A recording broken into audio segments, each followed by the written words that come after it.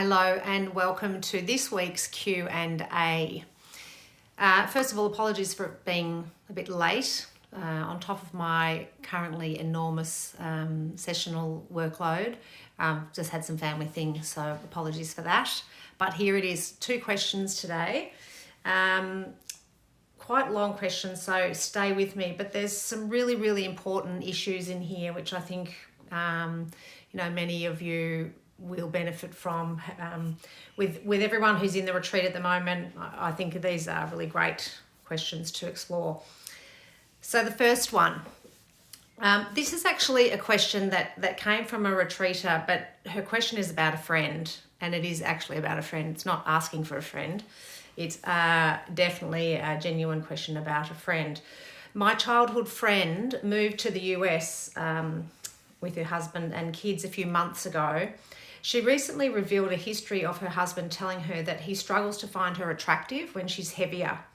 He said this for the first time many years ago, but it's come up again recently.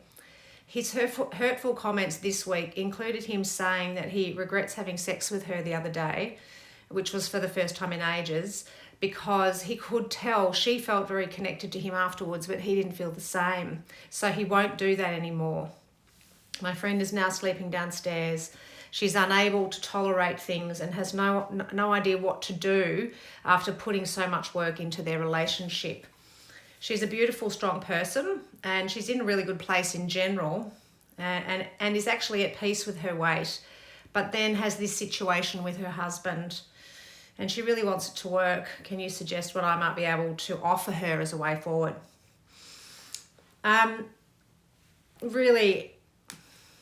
Really hurtful experience for her.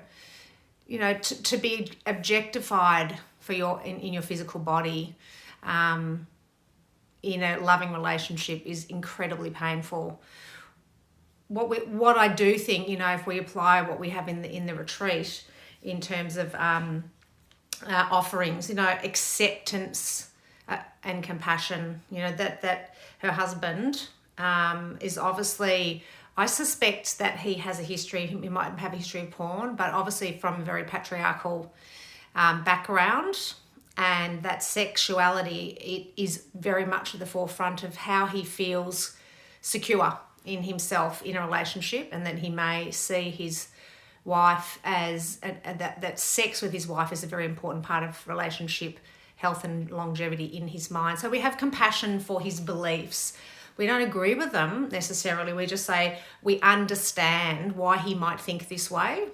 And that helps to, de-intensify the hurt, and then be able to, which I've got here in my notes, to approach him with gentle assertiveness. So gentle assertiveness is when you've got something difficult to talk about, and the other person's going to find it hard to hear.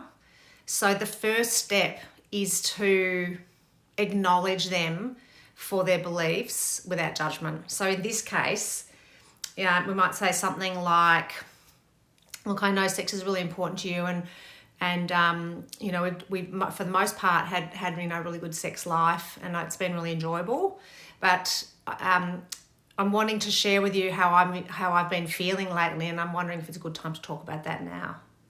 So keeping his defense down, acknowledging the history, acknowledging his needs and beliefs without judgment, and then sharing. It could be, I think I've really evolved, or I've changed, as I'm getting older, my needs are changing, and I'd really like to talk with you about that. Is it a good time now? So that's gentle assertiveness to express, and then she can go into saying, the way you talk about my body and tell me that you don't want to have sex with me if it's not a certain shape is not okay. So she's going to need to be very gentle how she goes about that. And remember, difficult conversations, many sittings, so I might need to have quite a few pauses. Of course, I don't know anything about these people, but I'm just suggesting some ways that we can handle these very, very delicate conversations. And I see this as a very valuable question because it comes up in couple sessions all the time. How much sex each person wants and where they get their sexual drive and arousal from. And when you've been together for a long time and you've had kids, everything changes. So it's really important for these conversations to be had. Self and other, sexual culture. He might have a history of watching porn. I've got here, maybe suggest some counselling to build respect and healthy love and help him learn how he can evolve if he's open to it. And this is the thing that I think is so important. When you step into a process of trying to awaken the other person to unworkable dynamics or behaviours in a relationship, what you're looking for is their willingness. You may not get the responsiveness in the moment that you want, so be patient. That's why difficult conversations, many sittings, and just observe them. If you can do your part and stay calm and respectful, that's you definitely want to express your hurt and your concern, etc. But you're wanting to do that with the least amount of criticism, which is why compassion is so important. That you talk from a compassionate viewpoint about the blind spot that the other person must have to just think that you're there to serve them as a physical body. I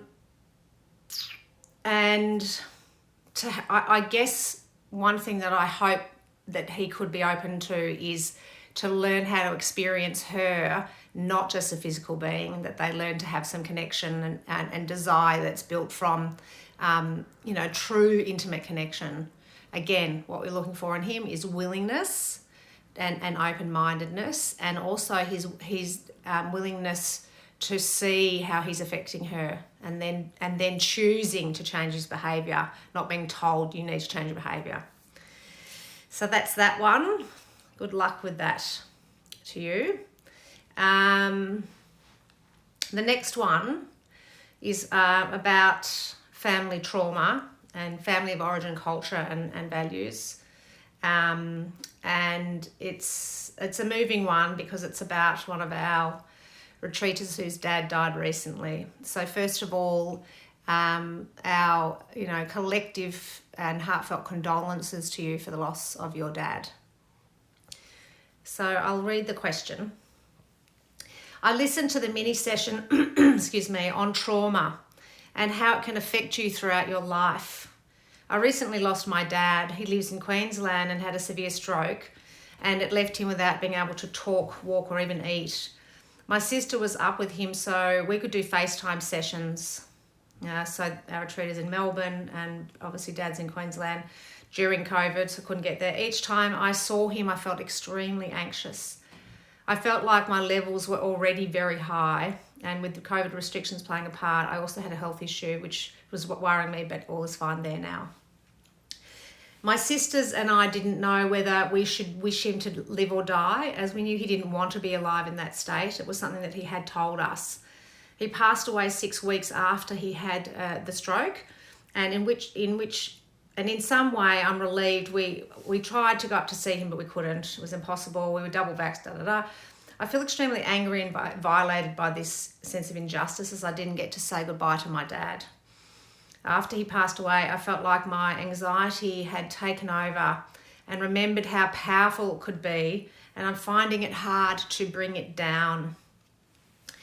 I don't expect it to go away entirely, as I do accept it, but I don't want to think about it all the time. I'm not really thinking of my dad, as I feel he's in a better place. So was the anxiety caused by the trauma, and if so, why is it still with me, even though I'm not thinking about him? So a really, really insightful and I really appreciate this sharing your story, and the question is why is it still with me? A few little themes of insight to share with you about this one. So family of origin, culture and values are really inherent in this. I don't know anything about the relationship that this retreater has had with her dad. And it doesn't really matter. What I do know is that none of us really come out of our upbringing unscathed, and that the parent-child relationship and the dynamics in family culture are just so intertwined in those relationships. So they're a part of what's happening. Not being able to get there is incredibly stressful, and I wanted to share with you the sort of concept of big T trauma and little t trauma. So big T traumas are generally a trauma where you've had no say in a violation to your physical safety or health. So, some sort of violence, any sort of sexual assault, anything like that where it's really intensely traumatic and you've not been able to get away, would be classified as a big T trauma. And little t traumas are all the nuanced hurts that we experience throughout the course of our life, which a lot of them happen in our early years in family life, and then through our early years in our social life. So, going through the end of a relationship with a parent, which I have done, my mum still alive, but my dad has died. And I went through the end of his life and until his very last breath. So I really appreciate not being able to be there, how challenging that is. But also, I just think the concept of death, as it really gets that close to you, is incredibly confronting. I don't know if you've been that close to it, but it's so confronting, and I think traumatic if you don't really understand what's happening. You're not prepared for it. So the concept of self and other, I mean, she's saying in here that she sort of wished him to die, but there's a part of her, I imagine she's saying, that didn't want him to die because it's so painful for her to accept that he's not going to be here. Oh my God, what do I do? How do I be myself through this process? And I think that's really what happens is we're abandoning ourselves to care for the dying person, and that can feel very unstable. So I think there's a real clue in here for all of us when if any of you are supporting someone towards the end of their life, that you really need to maintain self-care. It's critical. A lot of anxiety is triggered by that sense of what's happening to me. And if you're not self-aware and you're not practicing grounding and calming for your nervous system, then it feels like your anxiety is out of control. You are always in control of your nervous system, the state that your nervous system is in.